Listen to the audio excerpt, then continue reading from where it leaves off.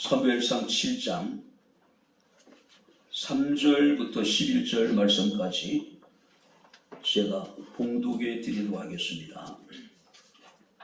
사무엘상 7장 3절부터 11절 말씀이 되겠습니다.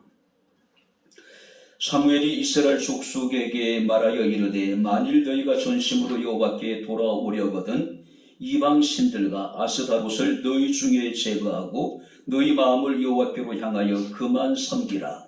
그리하면 너희를 블레셋 사람의 손에서 건져내시리라. 이에 이스라엘 자손이 바알들과 아스다롯을 제거하고 여호와만 섬기니라. 사무엘이 이르되 온 이스라엘은 미스바로 모이라. 내가 너희를 위하여 여호와께 기도하리라 하매 그들이 미스바에 모여 물을 길어 여호와 앞에 붓고 그날 종일 금식하고 거기서 이르되 우리가 여호와께 범죄하였나이다 하니라. 사무엘이 미스바에서 이스라엘 자손을 다스리니라. 이스라엘 자손이 미스바에 모였다함을 블레셋 사람들이 듣고 그들의 방백들이 이스라엘을 치러 올라온지라. 이스라엘 자손들이 듣고 블레셋 사람들을 두려워하여 이스라엘 자손이 사무엘에게 이르되 당신은 우리를 위하여 우리 하나님 여호와께 쉬지 말고 부르짖어 우리를 블레셋 사람들의 손에서 구원하시게 하소서 하니 사무엘이 젖먹는 어린 양 하나를 가져다가 온전한 번제를 여호와께 드리고 이스라엘을 위하여 여호와께 부르짖음에 여호와께서 응답하셨더라. 사무엘이 번제를 드릴 때 블레셋 사람이 이스라엘과 싸우려고 가까이 오매 그날에 여호와께서 블레셋 사람에게 큰 우레를 발하여 그들을 어지럽게 하시니 그들이 이스라엘 앞에 패한지라. 이스라엘 사람들이 미스바에서 나아가서 블레셋 사람들을 추격하여 백갈 아래 이르기까지 쳤더라. 아멘. 연일 계속되는 폭염, 또 여러가지 우리의 삶에 피곤하고 공고한 중에도 우리의 안전을 지키시고 우리의 생명을 지켜주시고 주의 날 살아계신 하나님을 예배하게 하시고 또 이 시간 주의 말씀을 청종할 수 있는 은혜를 내려주심을 감사합니다. 말씀이 선포될 때 말씀이 은혜가 되게 하시고 위로가 되게 도와주시고 지친 우리에게 큰 힘이 되게 하옵소서. 예수님 이름으로 기도하옵나이다. 아멘. 할렐루야. 자, 우리 옆에 있는 분들은 하나님 우리와 함께 하십니다. 인사하겠습니다. 하나님 우리와 함께 하십니다. 어떤 역사학자가 로마 제국의 패망이라는 책에서 로마 제국의 패망의 원인을 5가지로 분석을 합니다. 첫 번째는 뭐냐면은 가정의 파괴라는 겁니다. 이혼율이 급증하고 가정의 어떤 소중함이 무너지는 사회의 구조가 되면서 로마 제국은 자연스럽게 망할 수밖에 없었다라고 이야기를 합니다. 두 번째는 뭐냐면은 지도자들의 탐욕입니다. 엄청난 세금을 거두어들이고 또 이제 지도자는 그것을 가지고 어떤 향락적인 삶을 살아가게 되고 또 부패한 삶을 그들은 살아가게 됩니다. 세 번째는 뭐냐면은 오락문화입니다. 먹고 마시고 노는데 사회의 분위기가 여러분들이 굉장히 열심이었다는 것이죠. 또 스포츠와 쾌락에 그들은 빠져 있었습니다. 특별히 스포츠 중에서도 굉장히 흥분시키고 또 자극을 주고 잔인한 스포츠들이 인기가 있었습니다. 자, 국민의 정서가 지성적으로 되지 못하고 동물적으로 변화되면서 로마가 붕괴되는 정서적인 원인이 되었다라고 이야기를 합니다. 이제 네 번째가 뭐냐면은 바로 지나친 군비 확장 그리고 전복 전쟁입니다. 혹자는 이르기를 로마가 멸망할 수밖에 없는 여러 가지 요인 가운데 하나가 뭐냐면은 전염병을 이야기를 하고 있습니다. 근데 이 전염병이라는 것이 로마 본토의 풍토병이 아니라 전복 전쟁을 통해서 이방 세계에서 들어온 전염병. 그러니까 그들은 그 전염병의 면역성이 없었단 말이죠. 그러다 보니까 로마가 급속도로 망할 수밖에 없었다라고 이야기를 합니다. 자, 마지막 원인이 뭐냐면은 그 시대의 종교가 힘을 잃어버렸다.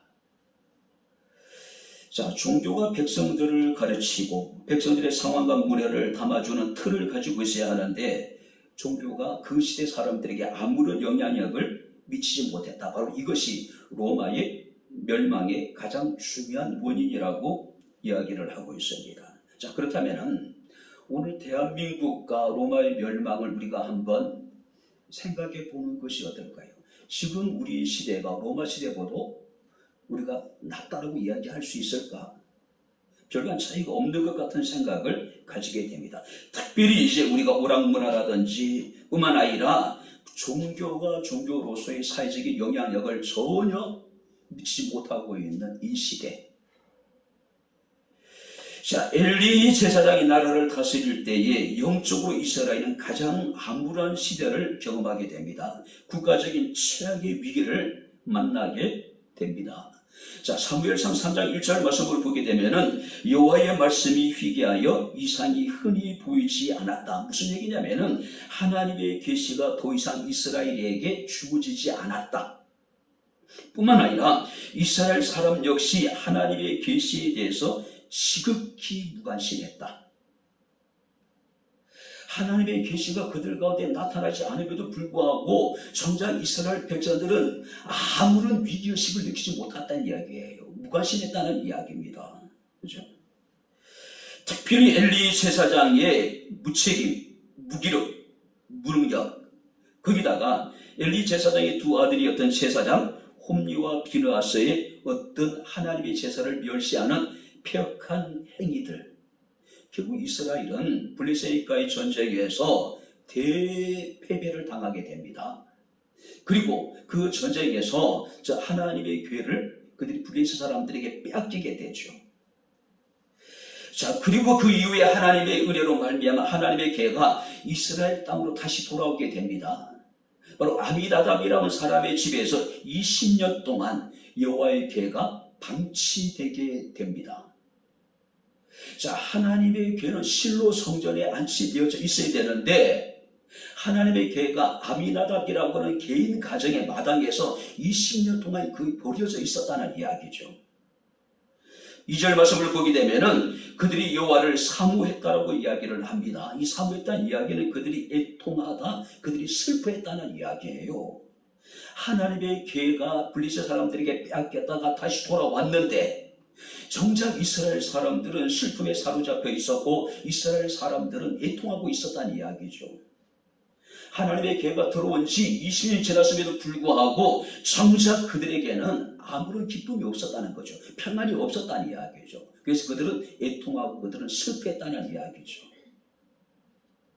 자, 이런 상황 속에서 사무엘 선지자는 자기 백성들에게 이제 외칩니다. 3절 말씀을 보시기 바랍니다. 너희가 전심으로 여호와께 돌아오려거든 이방 신들과 아수다롯을 너희 중에 제거하고 너희 마음을 여호와께로 향하여 그만 섬기라. 그리하면 너희를 블레셋 사람의 손에서 건져내시리라. 자, 무엇을 축구하고 있습니까? 너희가 전심으로 여호와께 돌아오라. 전심으로 이제라도 여호와께 다시 돌아오라는 이야기입니다. 자, 전심으로 여호와께 돌아오라고 하는 그 의미가 무엇일까? 선지자의 이 축구를 통해서 정말 우리가 여호와께 돌아간다는 것이 어떤 의미일까? 오늘 시간 우리가 그 말씀을 살피면서 우리가 함께 은혜를 나누도록 하겠습니다. 먼저 한번 여러분들이 성경을 한번 보시기 바랍니다. 3절을 우리 다시 한번 같이 읽겠습니다. 3절 다 같이 읽겠습니다. 사무엘이 이스라엘 족속에게 말하여 이르되 만일 너희가 전심으로 여호와께 돌아오려거든 이방 신들과 아스다롯을 너희 중에 제거하고 너희 마음을 여호와께로 향하여 그만 섬기라. 그리하면 너희를 블레셋 사람 손에서 건져내시리라. 너희가 전심으로 여호와께 돌아오려거든 이방 신들과 아스다롯을 너희 중에 제거하고 너희 마음을 여호와께로 향하여 한번 따라보시기 바랍니다. 그만 섬기라. 우리가 전심으로 여호와께 돌아간다는 것은 어떤 의미일까요? 우리가 온전히 여호와만을 섬긴다는 의미입니다. 자, 이스라엘 사람들은 여전히 블레셋으로 인해가 어려움을 겪고 있습니다. 하나님의 법궤는 돌아왔음에도 불구하고 여전히 이스라엘 사람들은 블레셋 사람들의 지배 속에서 지금 고통을 당하고 있는 상황입니다. 자, 문제는요, 이스라엘 사람들이 겪고 있는 이 고통이 전쟁으로 어떤 물리적인 어떤 여러분들이 압제로 인해 가지고 겪는 고통이 아니라는 겁니다. 블레셋 사람들의 가치관, 블레셋 사람들의 문화, 그들이 섬기는 우상 숭배가 이스라엘 사람들의 삶의 깊은 곳에 자리 잡고 있었다라고 하는 것이죠. 그들의 가치관과 그들의 문화와 그들의 우상 숭배가 이스라엘 사람들에게 엄청난 영향력을 미치고 있었다라고 하는 사실이에요.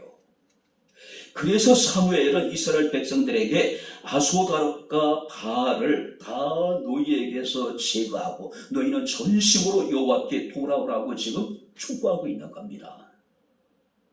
자, 여기서 아스타롯은요, 전쟁의 신입니다. 사랑의 신입니다. 가산의 신이에요. 자, 여기서 바알이라는 것은요, 비와 풍년을 가져다 주는 풍요의 신입니다. 자, 블레셋 사람들은 집집마다 이 다산의 신이었던 아소다롯 신상을 만들어 놓고 그 옆에 늘 그들은 풍요의 신인 바알 신상을 만들어 놓고 그들을 섬겼습니다. 자, 블레셋 사람들은 자신들이 섬기는 아스타롯과 바알이 자신들을 늘 지켜주고 자신들에게 많은 자손을 주고 풍요를 허락해 줄 것이라고 여기고 있었다는 거예요. 문제는 이런 블레셋 사람들의 우상 숭배가 이스라엘 사람들 사이에도 성행하고 있었다는 이야기예요. 마치 전염병처럼 이것들이 이스라엘 사람들에게 지금 퍼지고 있는 상황이에요. 그죠? 분명히 그들은 아직까지 하나님을 믿었습니다. 하나님을 향한 제사도 있었고 하나님을 향한 열심도 있었고 그들의 신앙의 중심이 되는 언약궤도 그들 가운데 함께 했단 말이에요. 문제는 그들의 마음속에는 하나님과 우상을 겸하여 섬기고자 하는 탐욕스러운 마음이 있었다는 것이죠. 하나님을 믿지만은 다른 신도 함께 믿는 겁니다. 하나님이 하지 못하는 일들을 다른 우상을 통해서 그들은 얻기를 원하는 그런 탐욕이 그들 가운데 사로잡혀 있었단 말이에요. 자, 그러다 보니까 그들 속에는 어떤 평안도 없었고 기쁨도 없었고 감사도 없었습니다. 오히려 그들은 슬퍼하고 지금 애통하고 있었다라고 이야기를 하고 있습니다. 그런 그들을 향해서 사무엘 선지자가 이르기를 너희가 전심으로 여호와께 돌아오라. 자, 여기서 전심이라고 하는 것은 온 마음과 온 지성과 온 의지를 다하여 너희가 여호와께로 돌아오라는 것이죠. 다시 말해서 하나님과의 관계 속에서 멀어지게 하는 모든 우리의 악한 것들로부터 돌이키라는 것이죠. 우리 마음을 돌이키고 구체적으로 우리의 삶을 완전히 그들에게서 돌아서라는 이야기예요. 마음의 변화를 말합니다. 행동의 변화를 지금 이야기하고 있는 겁니다. 그것이 무엇일까요? 그들의 마음속에 자리 잡고 있는 우상들, 집안 곳곳에 그들이 만들어 놓은 악한 우상의 형상들을, 신상들을 다 끄집어 내란 이야기입니다. 이것들로부터 철저하게 너희 자신을 분리시키란 이야기예요. 당시 이스라엘 사람들에게 바알을 섬기는 것, 아스타롯을 섬기는 것은 마치 유행처럼 여겨지고 있는 그런 시대였단 말이에요. 그렇죠? 그런데 이제는 바알을 버리고 아스타롯을 버리고 너희가 그들에게서 완전히 분리되라, 그들에게 완전히 떠나라는 이야기죠. 하나님을 섬기는 것과 하나님만을 섬기는 것은 엄청난 차이가 있습니다. 우리의 신앙은 이것도 저것도가 아니라 이것이냐 저것이냐, 그것이 문제예요.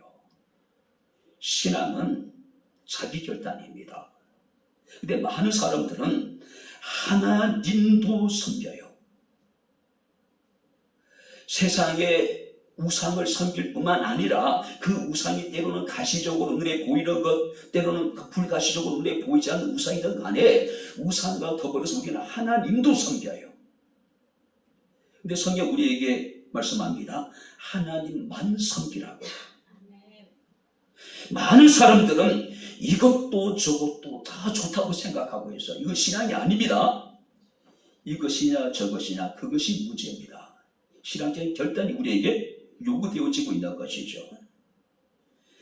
마태복음 6장 24절에 주님께서 말씀하시기를 한 사람이 두 주인을 섬기지 못할 것이니 혹 이를 미워하고 저를 사랑하거나 혹 이를 중히 여기고 저를 경히 여김이라고 이야기를 합니다.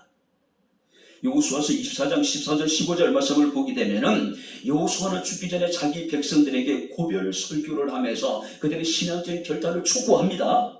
들어보세요. 그러므로 이제는 여호와를 경외하며 온전함과 진실함으로 그를 섬기라.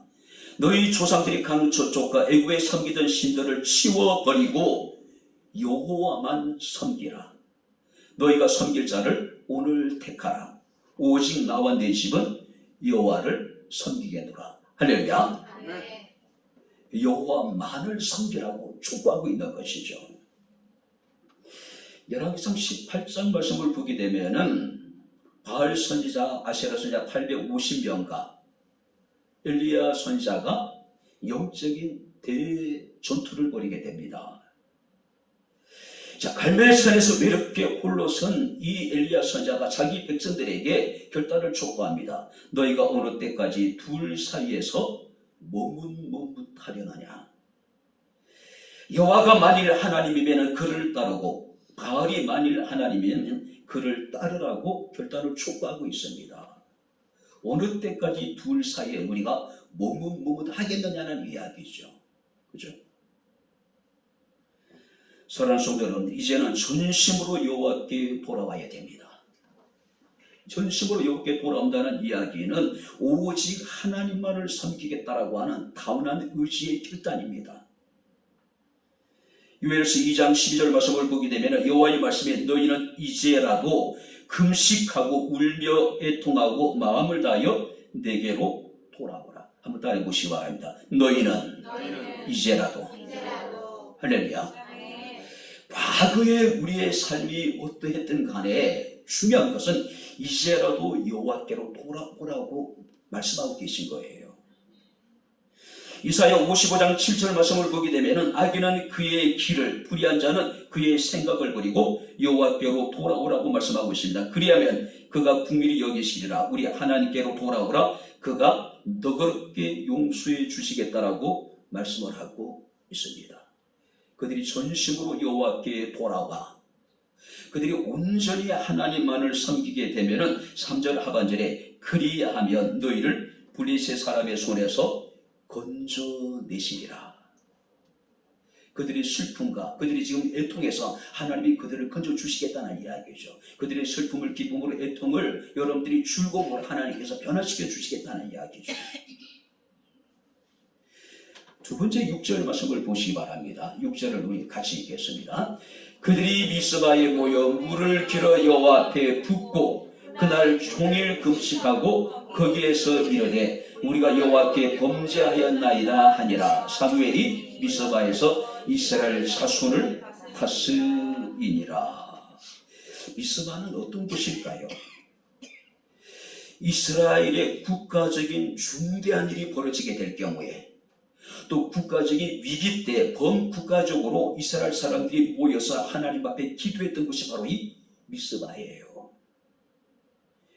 이 미스바의 이름의 뜻은요, 고대하다, 사모하다, 누군가를 기다리며 바라본다는 뜻을 가지고 있습니다. 지금 이스라엘 백성들은요, 바로 모든 우상을 버리고 그들은 다시 자신들을 회복하실 하나님을 바라보고 하나님의 구원과 도우심을 간절히 소망하며 그들이 기도하고 있었다는 것이죠. 한마디로 그들은 철저하게 하나님 앞에 회개하고 있었다는 것이죠. 그 회개를 상징하는 것들이 여러분들이 여기 본문에 기록되어 있습니다. 첫 번째는 뭐냐면은 물을 길어 여호와 앞에 붓고, 자, 물을 빌어서 여호와께 붓는 이런 행위는 율법에서 규정된 제사법이나 행위가 아닙니다. 바로 이것은 회개를 나타내는 상징적인 의미예요. 물을 붓듯이 그들은 자신들의 마음을 하나님께 쏟아붓겠다는 이야기입니다. 하나님 앞에 온전히 깨끗한 몸과 마음으로 나아가겠다고 하는 믿음의 결단이고 바로 이 고백이라는 겁니다. 뿐만 아니라 그들은 종일 금식을 했다라고 이야기합니다. 철저한 자기 절제, 극도의 슬픔 가운데 하나님의 자비와 하나님의 긍휼을 구하는 그들의 모습을 우리가 보게 됩니다. 자, 뿐만 아니라 그들은 우리가 여호와께 범죄하였나이다라고 그들이 고백하고 있는 모습을 우리가 보게 됩니다. 철저하게 자신들의 죄를 지금 하나님 앞에 고백하고 있는 것이죠. 요한일서 1장 9절 말씀을 보게 되면 만일 우리가 우리 죄를 자백하면 그는 미쁘시고 이로써 우리 죄를 사하시며 우리를 모든 불의에서 깨끗게 하실 것이다. 바로 지금 그들 하나님 앞에 회개하고 있는 겁니다. 1907년 평양 대부흥운동은 세계 기독교 역사에 있어서 엄청난 대사건이었습니다. 왜냐하면 한국 교회의 큰 부흥에 바로 시작이 되었던 사건이 1907년 장대현 교회에서 일어났던 평양 대부흥운동이었습니다. 자, 평양을 중심으로 해서 전국적으로 신앙 회복의 운동이 벌어지게 됩니다. 자, 이 부흥운동에 있어서 핵심적인 역할을 했던 사람이 누구냐면은 바로 길선주 장로라고 하는 분입니다. 우리나라 초대 7 목사 가운데 한 분입니다. 1907년 1월 13일 날 주일 밤 장대현 교회에서 부흥회가 열렸습니다. 많은 사람들이 참석을 합니다. 자, 당시 예배를 인도하던 이기람 선교사는 무엇인가 예배 가운데, 부흥회 가운데 꽉 박힌 듯한 느낌을 가지게 됩니다. 그래서 그는 그 회중들에게 이런 질문을 합니다. 무엇 때문에 하나님의 은혜가 우리 집회로부터 멀어졌는가? 왜 하나님의 은혜가, 하나님의 강력한 성령의 역사가 우리 가운데 나타나지 않느냐라고 질문을 합니다. 그때 한 사람이 일어나서 눈물로 자신의 죄를 뉘우치고 고백하게 됩니다. 그 교회 장로였던 길선주 장로예요. 자, 그는 이런 이야기를 합니다. 하나님께서 우리 집회에 은혜를 내리지 않는 이유는 바로 나 때문입니다. 내가 아간입니다. 나 때문에 하나님께서 이 집회에 은혜를 베푸지 않으시는 것입니다. 그래서 자기 이야기를 하는데 1년 전에 자신의 가까운 친구 한 사람이 임종을 하면서 그에게 자신의 가족을 부탁을 합니다. 길장로, 내가 세상을 떠거든 내 유산을 잘 관리해 주고 내 아내가 세상에 너무나도 모르니 당신만 믿겠소. 그러니까 그 친구의 재산을 길장로에게 전부 다 맡긴 거예요. 왜냐하면 아내가 세상 물정을 모르니까. 길선주 장로는 내가 잘 돌아보아 줄 테니까 염려하지 말라고 약속을 합니다. 그러나 세상을 이 친구가 떠나고 난 이후에 이 길선주 장로가 그 미망인들의 재산을 관리를 해요. 그런데 견물생심이라고 욕심이 생기잖아요. 많은 재산 가운데 당시 미화로 $100 정도의 돈을 사치를 하게 됩니다. 취하게 돼. $100면 지금 얼마입니까? 10몇만 원 정도 되겠죠. 여러분들이 110년 전에 $100면은 어마어마한 돈이잖아요. 그죠? 자기를 신뢰한 친구와 미망인을 속인 죄를 자백합니다. 날이 밝는 대로 그가 사치한 돈을 미망인에게 돌려주겠다라고 약속을 해요. 그리고 회중 앞에서 계속해서 자신의 죄를 자복하게 됩니다. 문제는 그 이후에요. 길선주 장로가 자신의 지난날의 모든 죄를 자백하기 시작하니까 여기저기서 사람들이 일어나서 자신의 죄를 고백하기 시작을 합니다. 그때 그 일이 하루 이틀에 이루어진 것이 아니에요. 계속 며칠 동안 계속 이루어지게 됩니다. 그 소문이 전국에 퍼지게 돼요. 전국에서 수많은 사람들이 평양을 방문하게 됩니다. 그리고 그 집에 참석을 하게 돼요. 미국 선교사가 평양 대부흥운동을 자신의 어떤 본국의 선교부에 보고를 하면서 이런 이야기를 합니다. 지금 평양의 장대현 교회에서는 지옥문이 열렸다. 무슨 얘기냐면은 집회에 참석한 사람들이 자신의 죄를 고백하기 시작하는데 그 죄라고 하는 것이 상상을 초월할 정도의 어마어마한 죄예요. 마치 지옥의 문이 열린 것처럼, 지옥의 뚜껑이 열린 것처럼 그 죄악들이 지금 고백되어지고 있었다는 이야기예요. 어느 교학자가 그런 얘기 하시더라고요. 저희 수업 시간에 들어와서 학교 다닐 때에 그곳에 참석한 사람들이 자신의 죄를 고백하는데 살인, 강간, 상상할 수 없는 죄악도 고백하다는 얘기예요. 그래서 일본의 순사들이요, 그 집회에 참석을 했다 그래요. 왜냐하면은 자신들이 추격하고 있는 범인이 그곳에서 자신의 죄를 자백하면은 잡아가기 쉽잖아요. 근데 실제적으로 그런 일이 벌어졌대요. 자신의 죄가 드러나서 일본 순사에게 잡혀가는 것도 그들은 개의치 않고 자신의 죄를 회개하고 고백하기 시작했다는 거죠. 그래서 그 얼마나 악하고 흉했는지, 소름 끼쳤는지 선교사가 보고하기를 지옥의 문이 열렸다, 지옥의 뚜껑이 열렸다라고 지금 표현하고 있는 겁니다. 길선주 장로의 한 사람이 자신의 죄를 고백하며 시작된 이 회개운동이 완전히 평양 전체를 변화시켜버립니다. 평양엔 주일만 되게 되면 모든 상가들이 철시를 했어요. 평양의 그 유명한 평양의 근본, 평양 그 기생집단이 있잖아요. 연합회 같은데 근본이라 그러나? 난리가 난 거예요. 왜냐하면 더 이상 평양에서 장사를 할 수 없었던 것이죠. 평양의 기생들이 조직적으로 치밀하게 대부운동을 했던 그 목회자들에게 접근을 했지만은 어림도 없는 거죠. 그죠? 오늘 철저한 회개입니다. 바알을 버리고 아수다롯을 버리고 온전히 그들이 전심으로 여호와를 향하여 여호와께로 돌아왔습니다. 무슨 의미일까요? 그때 하나님 앞에 회개했다는 이야기예요. 회개했다는 이야기. 하나님의 교회를 선지자를 통해서 말씀하십니다. 여호와의 말씀에 너희는 이제라도 근심하고 금식하고 울며 애통하고 마음을 다하여 여호와께로 돌아오라. 자신들의 죄를 위해서, 또 이스라엘 백성들의 죄를 위해서 그들은 가슴 아파하며 애통하며 슬퍼하면서 하나님 앞에 회개하고 있는 겁니다. 오늘도 이 시간 하나님께 우리가 말씀하십니다. 너희는 전심으로 여호와께 돌아오라고. 어떤 의미일까요?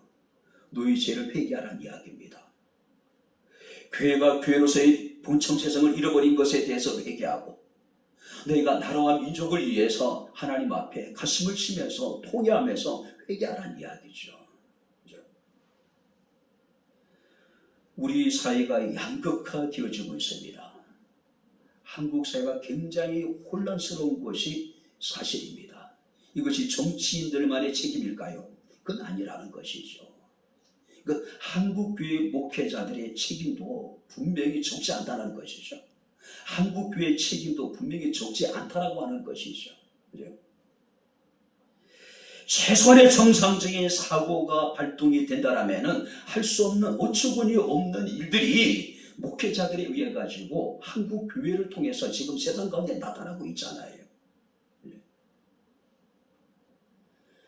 우리 영혼이 살고, 우리 가정이 살고, 우리 교회가 살고, 한국 교회가 살기 위해서는, 이 나라 이 민족이 살기 위해서는 이런 회개 운동이 우리에게 있어야 되지 않을까요? 먼저 기독교인이 먼저 전심으로 여호와께 돌아오는 결단을 해야 되지 않을까요?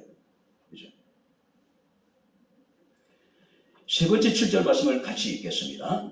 이스라엘 자손이 미스바에 모였다함을 블레셋 사람들이 듣고 그들의 방백들이 이스라엘을 치러 올라온지라. 이스라엘 자손들이 듣고 블레셋 사람들을 두려워하였다. 여러분들이 살아가는 동안에 가장 힘든 순간이 언제였을까요? 물론 많죠. 그죠? 근데 제 나름대로 이런 경험을 해봤습니다. 나름대로 열심히 일을 했습니다. 열심히 노력을 했어요. 근데 우리가 원하는 결과를 얻지 못할 때 사람들이 굉장히 피곤을 느끼게 됩니다. 기분 좌절과 절망에 빠지게 되고 때로는 우리는 모든 것을 포기하고 싶은 그런 충동을 느끼게 됩니다. 그래서 시편 우리가 128편 1절 2절 말씀을 보게 되면은 여호와를 경외하며 그의 길을 걷는 자마다 복이 있다라고 이야기합니다. 내가 내 손이 수고한 대로 먹을 것이라. 내가 복되고 형통하리라.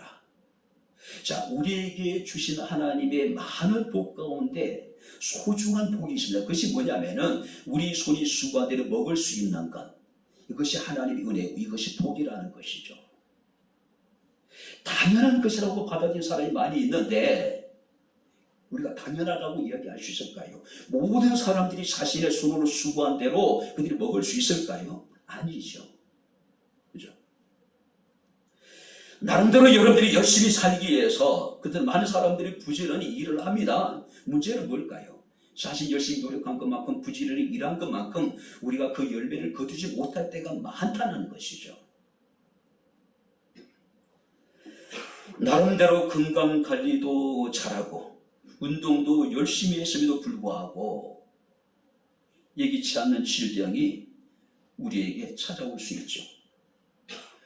어려운 상황 속에서도 최선을 다했음에도 불구하고 문제가 해결되지 않고 상황이 더 나빠지는 경우도 우리는 경험합니다. 나름대로 열심히 살았음에도 불구하고 우리가 어떻게 할 수 없는 일들이 예상 밖의 일들이 일어나서 우리 마음을 혼란스럽게 하고 우리의 믿음을 흔드는 그런 경험들을 우리는 많이 합니다. 나름대로 열심히 신앙생활 했음에도 불구하고 우리 마음의 염려와 걱정이 사라지지 않고 우리를 힘들게 하는 일들이 얼마나 많습니까? 자, 6절 말씀을 보게 되면은 그들이 미스바에 모여 물을 길어 여호와 앞에 붓고 종일 금식하고 거기에 이르되 우리가 여호와께 범죄하였나이다 하니라. 사무엘이 미스바에 이스라엘을 자손들을 다스렸다. 여호수아 이후에 400년 동안 그들은 사사시대를 거치면서 모처럼 사무엘 선지자와 더불어서 그들이 온전히 전심으로 여호와께 돌아왔습니다. 자, 그들이 이방신당을 버렸습니다. 아수다롯을 제거했습니다. 그들은 정말 하나님 앞에서 영적인 회복을 위해서 금식하며 기도했어요. 그런데 그들에게 찾아온 건 뭡니까? 국가적인 위기예요. 블레셋의 기습이에요. 그죠? 이제는 하나님만을 전심으로 사모하기로 결단했습니다. 하나님의 말씀대로 살려고 그들은 이제 결단을 했습니다. 그런데 예기치 않는 국가적인 위기가 닥쳐요. 블레셋 사람들이 이스라엘을 급습한 겁니다. 신앙적으로 각성하고 회개했음에도 불구하고 이스라엘의 블레셋의 공격을 받아서 이스라엘 전체가 지금 심각한 국가적인 위기에 지금 처해지게 되는 것이죠. 어쩌면 우리도 이런 경험을 맞이하지 않았을까요? 뭔가 한번 열심히 해보려고 하는데 우리 마음을 상하게 하는 것들, 우리 마음을 낙심케 하는 것들, 우리와의 모든 것을 포기한 일들이 분명히 생깁니다. 지금까지 나태하고 게으른 모든 것을 버리고 모처럼 신앙생활을 제대로 한번 해보려고 하는데 예기치 않는 여러 가지 어떤 시험들이 우리를 힘들게 할 때가 얼마나 많은지 몰라요. 교회가 이제는 제대로 교회로서 역할과 사명을 감당하기를 원하는데 영적인 블레셋이 나타나서 우리를 시험할 때가 얼마나 많은지 모릅니다. 그럼 우리 그런 상황에서 어떻게 될까요? 포기해야 될까요? 모든 것을 내려놔야 될까요? 그 해답을 우리의 블레셋의 공격으로 위기상을 겪게 된 이스라엘을 통해서 그 답을 찾을 수가 있습니다. 그게 뭐냐면 8절을 우리 다시 한번 같이 읽겠습니다. 이스라엘 자손이 사무엘에게 이르되 당신은 우리를 위하여 우리 하나님 여호와께 쉬지 말고 부르짖어 우리를 블레셋 사람의 손에서 구원하게 하소서 하니. 20년 전에는 그들이 블레셋과의 전쟁에 국가적인 운명을 건 전쟁을 앞두고 하나님의 궤를 앞세우고 나갑니다. 마치 부적을 가지고 나가듯이. 하나님을 온전히 신뢰하는 믿음도 없고 하나님을 경외하는 마음도 없었습니다. 왜냐하면 엘리 제사장의 두 아들 홈리와 비느하스는 하나님의 제사를 멸시했던 사람이잖아요. 그런데 국가적인 위기를 만나게 되니까 하나님의 궤를 가지고 나가면 하나님이 자신들을 지켜줄 것이라고, 이 전쟁에서 승리하게 했을 것이라고 하는 막연한 기대를 가지고 전쟁에 나가요. 근데 패배했단 말이에요. 하나님의 궤를 뺏겨버렸단 말이에요. 근데 지금 20년이 지난 지금 이스라엘 사람들은 그때와는 전혀 다릅니다. 오늘 그들은 사무엘에게 나와서 자신들을 위해서 쉬지 않고 기도해 줄 것을 요청합니다. 그리고 그들은 한 마음으로 하나님께 기도해요. 우리가 전심으로 여호와께 나오라는 이야기는 어떤 의미일까요? 하나님께 기도하라는 이야기죠. 하나님께 부르짖으라는 이야기입니다. 미국의 로널드 레이건 대통령이 8년 동안 재임을 했죠. 가장 강력한 미국을 그들은 이제 추구했던 인물입니다. 레이건 대통령. 근데 그 아내가 악성 종양에 걸리게 됩니다. 그러니까 이제 그 유방 절제 수술을 하게 됩니다. 그 레이건 대통령은 새삼 이때 일을 돌아보면서 엄청난 이제 그 충격을 받았다고 이야기합니다. 자신의 한계. 미국은 당시에 초유의 강대국입니다. 미국 대통령이 실제적으로 여러분들이 세계 최고 지도자 아닐까요? 지금도 마찬가지잖아요. 그죠? 그런 막강한 힘을 가진 미국의 대통령에게도 한계를 느끼게 되었다는 거죠. 대통령임에도 불구하고. 그는 그날 회감에서 이런 이야기를 합니다. 미국 대통령이라는 권력에도 불구하고 나는 정말 무기력하기 짝이 없었다. 정말 나는 겸손할 수밖에 없었다. 내가 할 수 있는 일이라고는 기도뿐이었다. 그리고 나는 몇 주 동안 정말 아내를 위해서 간절히 기도했다. 미국의 대통령이라면은 이 세상에서 그가 원하는 모든 일을 할 수 있는 막강한 힘이 있잖아요. 권력이 있잖아요. 근데 그는 스스로 고백하기를 무력하기 짝이 없었다. 그가 할 수 있는 것은 오직 하나님께 기도하는 것밖에 없었다고 이야기를 하고 있는 거죠. 그는 스스로 나는 겸손할 수밖에 없었다. 내가 할 수 있는 것은 기도뿐이었다라고 이야기를 합니다. 위기 순간 속에서 바로 지금 이 사무엘과 이스라엘 백성들은 하나님께 나와서 하나님께 부르짖어 기도합니다. 그들이 전심으로 여호와께 나왔습니다. 그들은 우상들을 제거했습니다. 하나님만을 섬기기 결단을 했습니다. 그리고 하나님께 부르짖어 기도하시니 하나님께서 그들의 기도를 들으시고 그들을 블레셋의 공격으로부터 그들을 구원해 주셨습니다. 9절 말씀을 같이 읽겠습니다. 사무엘이 젖먹는 어린 양 하나를 가져다가 온전한 번제를 여호와께 드리고 이스라엘을 위하여 여호와께 부르짖음에 여호와께서 응답하셨더라. 한번 따라해 보시기 바랍니다. 여호와께서 응답하셨더라. 할렐루야. 그들이 온전히 전심으로 여호와께 나와 하나님만을 섬기고 자신의 죄를 철저하게 회개하고 국가적인 위기 속에서 하나님께 부르짖어 기도하였더니 여호와께서 응답하였더라. 특별히 성경 말씀을 보게 되면은 젖먹는 어린 양 하나를 가져다가 온전한 번제를 여호와께 드렸더니 어떤 의미냐면 하나님의 관계가 온전히 회복된 상태를 의미하고 있는 겁니다. 그랬더니 여호와께서 그들에게 응답하셨더라. 가장 중요한 것은 하나님과의 관계예요.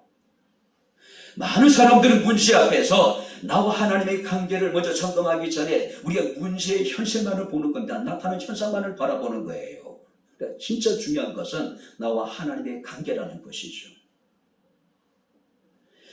하나님 블레셋 사람들에게 큰 우레를 바라심에 그들을 오지럽게 하셨다. 오지럽게 했다니 그들을 혼란스럽게 만들었다. 그들을 두렵게 만들었다. 자, 그때 이스라엘 사람들이 두려움의 자리를 박차고 일어나서 혼란에 빠진 두려움에 사로잡힌 블레셋 사람들을 무찔렀다는 이야기죠. 그리고 사무엘은 돌 하나를 가져다가 미스바와 센 사이에 놓고 여호와께서 여기까지 우리를 도우셨다라고 이야기를 합니다. 그리고 에베네셀 여호와께서 여기까지 도왔다. 에베네셀의 뜻은 뭐냐면은 도움의 돌, 하나님이 그들의 도움의 돌이 되어 주셨다는 이야기죠. 언제예요?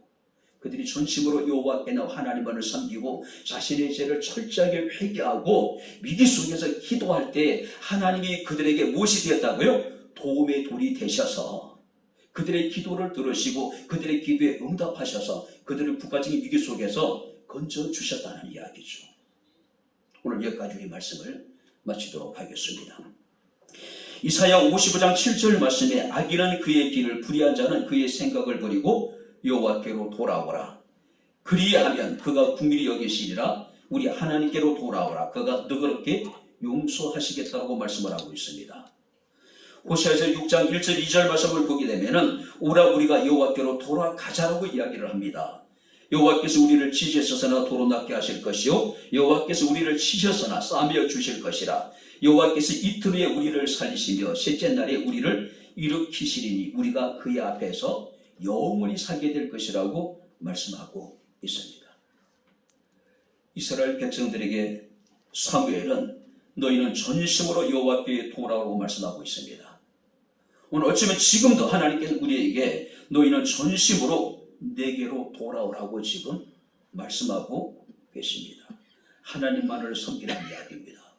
철저하게 너희 죄를 하나님 앞에 회개하라는 이야기입니다. 어떤 상황 속에서도 낙심하지 말고 하나님께 기도하라고 말씀하고 있습니다. 그때 하나님께서 우리의 도움의 돌이 되셔서 우리의 간구하는 모든 기도를 응답해 주실 것이라고 말씀하고 있습니다. 우리를 낫게 하실 것이고 우리의 상처를 싸매어 주실 것이고 우리를 살려주실 것이고 우리로 하나님 앞에 영원히 살게 해주시겠다라고 말씀하고 있습니다. 마지막으로 다시 한번 따라해 보시기 바랍니다. 너희는 전심으로 여호와께로 돌아오라. 할렐루야. 기도하겠습니다. 주신 나의 아버지 하나님, 하나님의 은혜와 사랑을 진심으로 감사합니다. 우리의 마음이 혼란스럽고 우리 마음이 나뉘어져 있어서 세상의 것과 하나님을 우리가 함께 더불어 섬길 때가 얼마나 많은지 모릅니다. 하나님, 그 우상이 눈에 보이는 것이든지 보이지 않는 것이든지 하나님께서 가증스럽게 여기는 것들이니 오직 우리가 전심으로 여호와께 돌아오게 하셔서 하나님만을 섬기게 하옵소서. 과거에 우리의 모든 죄악과 또 아버지 하나님 시간 교회를 위해서 또 아버지 나라와 민족을 위해서 회개하며 기도할 수 있는 은총을 우리에게 허락해 주시기를 원합니다.